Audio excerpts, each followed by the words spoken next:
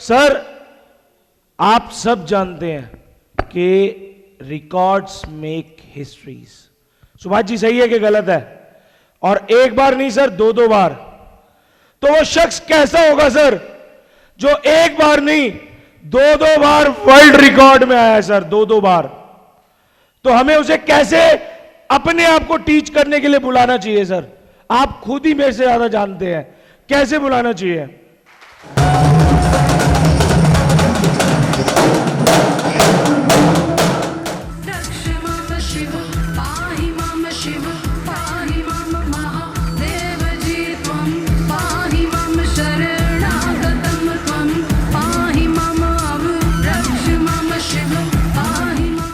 Thank you so much, आप सभी का आभार है।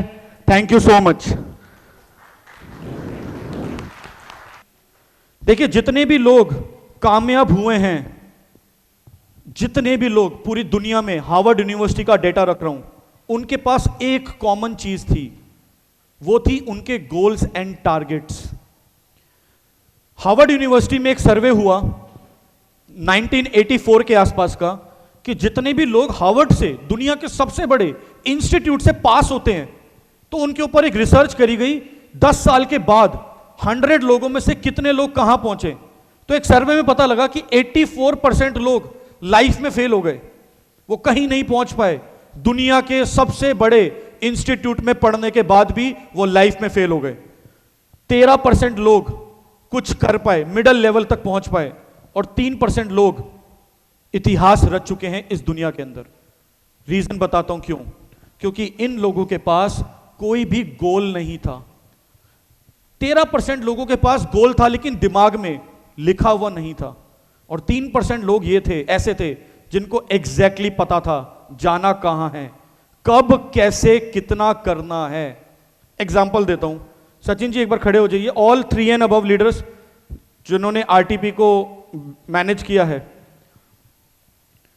मैं आपको प्रैक्टिकल एग्जांपल देता हूं। अप्रैल 27 तारीख का दिन था, मेरे घर पे एक मीटिंग हुई। हमने आने वाले 3 महीने को प्लान किया। वैसे तो हमें साल प्लान करना चाहिए, लेकिन साल मैंने अपनी डायरी में प्लान किया है, बट इनके साथ 3 महीने की प्लानिंग हुई। और 3 महीने की प्लानिंग के अंदर हमने आरटीपी भी रखी थी। मेरी कैलकुलेशन ये थी कि हमारी आरटीपी में 50-60 लोग बैठेंगे, राइट। वो तो आप लोगों का सहयोग है कि ये आरटीपी इतनी सक्सेसफुल रही कि यहां पर रूम्स भी नहीं है, हमें और जगह एलोकेट करने पड़े। 130+ पीपल आर सिटिंग हियर। 100 हमारी टीम में जितनी भी सेल्स थी, हमने सबकी लिस्ट बनाई। मैं आपको बता रहा हूं धंधा कैसे करना है, ट्रेनिंग से थोड़ा आउट जा रहा हूं। बहुत सारे लोगों को बोला जाता है लिस्ट उन लोगों की बनाओ जिन लोगों को आपने जोड़ना है। आप उन्हीं लोगों की लिस्ट बनाते हो जिनको आपने प्लान दिखाना है। ऐसा ही है, किसी भी नए आदमी को बोलो लिस्ट बनाओ, वो आपको 10-15 लोगों की लिस्ट थमा देगा। सर ये मेरे 15 लोग हैं। आपकी शादी में 15 लोग आए थे क्या? अगर आपके बच्चों की शादी होगी कितने लोग बुलाओगे? तो हम जब लिस्ट बनाते हैं उन सभी लोगों की बनाते हैं जिन्हें हम जानते हैं।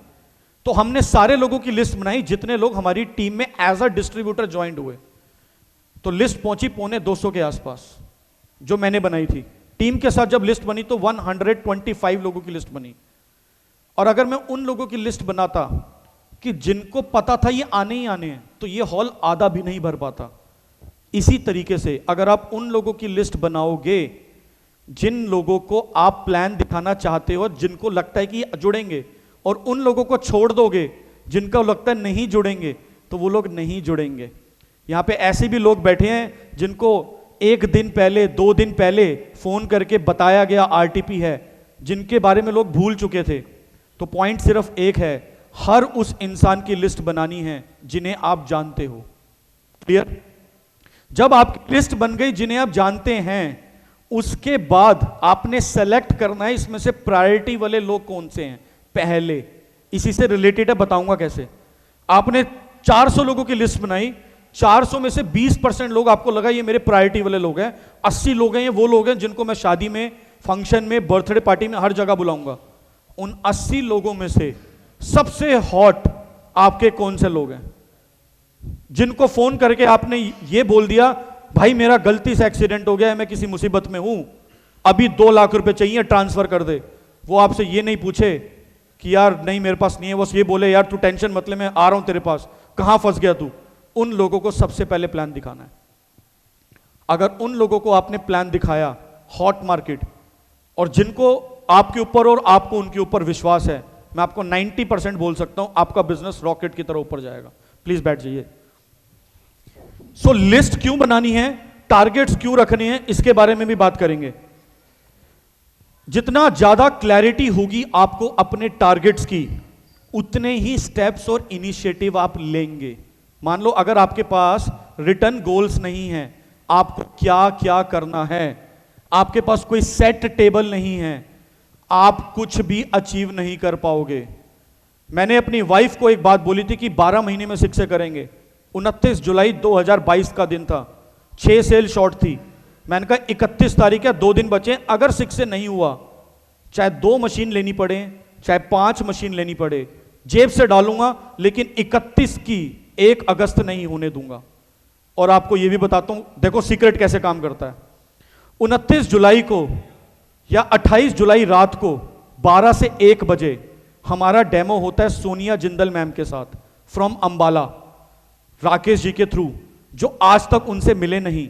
किसी इवेंट में ऑनलाइन नंबर एक्सचेंज हुआ, हालांकि वो भी आज 3 हैं, उनके लिए भी जोरदार तालियां चाहूंगा, इस मीटिंग में बैठे हैं वो भी।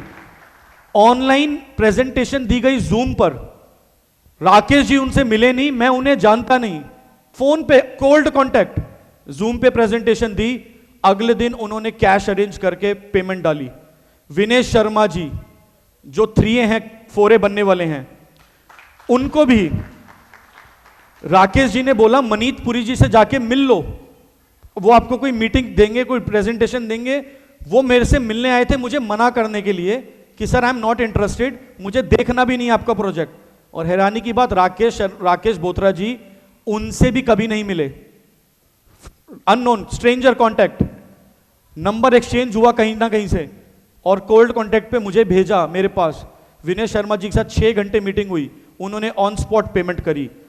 उसके बाद राकेश बोथरा जी की एक सेल आई विजयवाड़ा से, जिसने कैंगन खरीदने का कोई प्लान ही नहीं बनाया हुआ था। ऐसे करते करते करते 5 सेल उन 3 दिनों में कैसे आ गई, कैसे मैं 6 बना, ये सिर्फ ऊपर वाले को पता है, मुझे नहीं पता, मेरी ताकत नहीं है।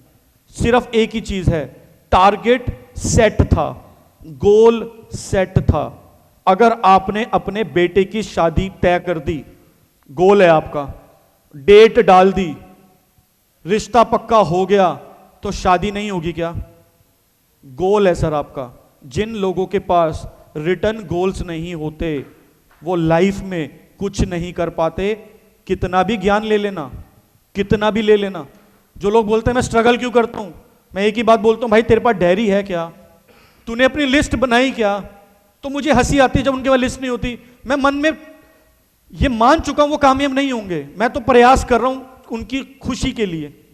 इस हॉल में बैठे हुए जिन लोगों के पास लिस्ट है वो 3% होंगे।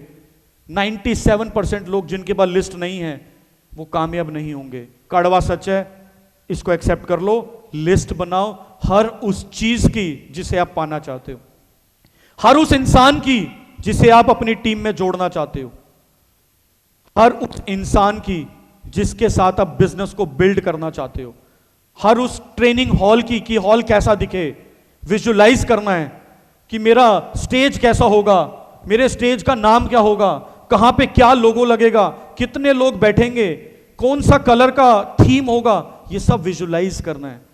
और मैं आपको बता रहा हूं जो चीज आप सोचेंगे वो 100% घटित होगी होगी। 110% दुनिया की कोई ताकत उसको नहीं रोक सकती। एक मूवी है ओम शांति ओम, उसमें भी एक डायलॉग है, जितनी शिद्दत से तुझे पाने की कोशिश की है, जर्रे जर्रे ने तुझसे मिलाने की साजिश की है। और ये सत्य है दोस्तों। और ये सिर्फ उन लोगों के साथ होता है जिनके पास रिटर्न गोल्स होते हैं। जिन लोगों के पास पता ही नहीं करना क्या है, आप गाड़ी चला रहे, सोचो आपने एक एयरलाइंस के पास टिकट ली, सर मुझे बैंगलोर जाना है, तो आपने पूछा फ्लाइट कितने बजे उड़ेगी, सर पता नहीं। लैंड कब करेगी, सर पता नहीं। तो आप ऐसी फ्लाइट में बैठेंगे क्या? नहीं बैठेंगे। अगर मैं आपसे पूछूं आपको 6 से कब बनना है, देखेंगे सर जब बन जाएंगे। अच्छा चलो प्रेशर से डेट भी डाल दी, जब डेट डालते हो तो एक्शन भी उस डेट के हिसाब से लेना पड़ता है। आपने यहां से चंडीगढ़ जाना है, क्लियर, 300-250 किलोमीटर का रास्ता है, आपने टाइम डाला 3 घंटे। 100 किलोमीटर के हिसाब से अगर गाड़ी चलाओगे तो जाके 3 घंटे में पहुंचोगे 300 किलोमीटर, ऐसा ही है। आप गाड़ी चला रहे हो 60 किलोमीटर प्रति घंटे पे, पहुंच पाओगे क्या? तो अगर आपका टारगेट और आपकी डेस्टिनेशन तय है, टाइम फ्रेम भी तय है, तो स्पीड भी आपके टारगेट के हिसाब से होनी चाहिए। 90% लोगों का टारगेट बहुत सॉलिड है। सर 31 दिसंबर 2023 से पहले 6 से, मेरा एक ही सवाल, तेरी पिछले महीने कितनी सेल है? सर 3। उससे पिछले महीने सर 2, उससे पिछले महीने 3। तो तूने 3 महीने में 8 सेल करी, तो तेरी एवरेज निकाल ले, तेरी महीने की 3 सेल की भी एवरेज नहीं है। तो अगर इसी एवरेज पे खेलेगा तो पॉसिबल ही नहीं है कि तू 6 से बनेगा तो सही, लेकिन उस डेट पे नहीं बनेगा। तो सारा खेल जीवन में एवरेज का है। जब आपके पास रिटर्न गोल होगा, जब आपके पास डेस्टिनेशन होगा, तभी स्पीड तय करी जाएगी। बहुत सारे लोग बहुत तेज भाग रहे हैं, पता ही नहीं भागना क्यों है, पता ही नहीं जाना क्यों है। रोज प्रेजेंटेशन कर रहे हैं, लेकिन किस लिए कर रहे हैं ये नहीं पता, बस कैंगन के अंदर हैं, क्या पाना चाहते हैं कुछ नहीं पता। I have all written goals, मेरा एक 2025 के अंदर कहां पर फार्म हाउस खरीदना तय है, गाड़ी कौन सी आनी है तय है, किस कलर की आएगी ये भी तय है, कैसा घर बनाना है ये भी तय है। Everything is planned. जब हर चीज प्लान्ड होती है ना दोस्तों, तो उसको होना ही होना है। भगवान साक्षात खुद भी आएगा तो रोक नहीं पाएगा।